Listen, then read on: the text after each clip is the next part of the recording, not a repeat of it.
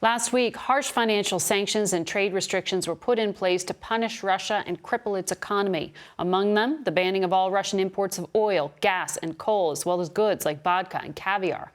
Joining us now is the managing director of the IMF, Kristalina Georgieva. Welcome to Face the Nation. Thank you very much for having me. I wonder how you can calculate the total impact of all of these restrictions that have been put on Russia. I mean, will Russia default on its debts, and what impact will that have to the global economy? Let's remember that the reason they are unprecedented sanctions is because the unthinkable happened. A devastating war in Ukraine. And the impact of the sanctions is quite severe for the Russian economy. We expect deep recession in Russia, and this abrupt contraction is affecting already how the Russian population is taking the hit on them. The ruble depreciated significantly. What does it mean? Real incomes have shrunk. Purchasing power of the Russian population has significantly diminished. Mm-hmm. In terms of servicing debt obligations, I can say that no longer we think of Russian default as improbable event. Russia has the money to service its debt, but cannot access it.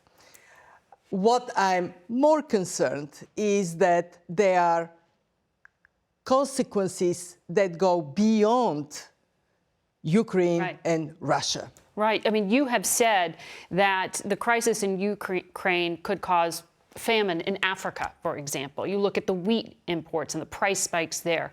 Which countries around the world are you most concerned about? Is this going to destabilize other governments? What we are mostly concerned about are the immediate neighbors of Russia and Ukraine.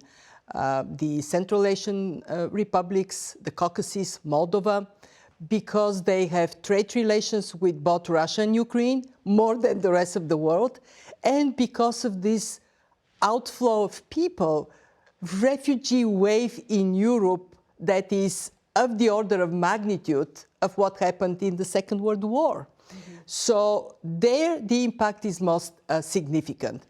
Beyond the immediate neighbors, there are two groups of countries we are very worried. The first group are countries that have yet to recover from the COVID-induced economic crisis.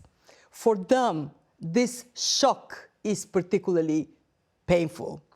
And the second group of countries are those that are more dependent on energy imports from Russia, because there the impact on consumption, but also on inflation, is going to be more prominent. Are we looking, because of the debt levels you talk about, the vulnerability, are we looking at the potential of this becoming a financial crisis for the rest of the world?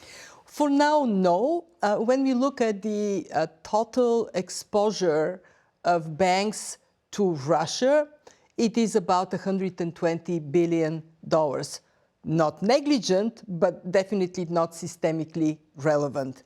And what we are also seeing is that while inevitably we are going to downgrade our growth projections for 2022, it is still going to be a positive growth rate. For countries that have been fast to recover from the COVID crisis, like the United States, growth is robust. It is those that were falling behind where the impact is more severe. And let me say this. Yes, war in Ukraine means hunger in Africa. But war in Ukraine also has social implications for many, many countries through the three channels that are already demonstrably impactful. One, commodity prices, energy, grains, fertilizers, metals. Two, the impact that has on inflation. And in countries where inflation has already been high, this is dramatic. Like the United States. Like United States, like many emerging market countries, think of Brazil, Mexico. And three, what do we do when we have to fight inflation? We tighten financial conditions. I have a question for you. You've been working on emergency funding for Ukraine. If that government falls, can Russia seize that money? If Russia installs a puppet government in Ukraine, can they get access to that money?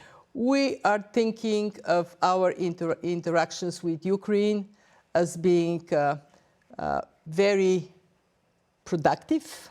We have provided $1.4 billion in emergency financing into the Ukrainian special account with the IMF. In other words, it is being drawn by the government of Ukraine, and nobody else can touch it. And we see that the Ukrainian authorities have been remarkable. Margaret, we had negotiations on this $1.4 billion, and my staff tells me they can hear the air raids, sirens, and yet works go on. I have family in Ukraine. They tell me they can still pull money from bankomats, even in the city of Kharkiv, that is the second largest heavily bombarded city. So bravo to the Ukrainian authorities for what they do. Director, thank you for your time this morning. Thank you. And we'll be tracking that ongoing story.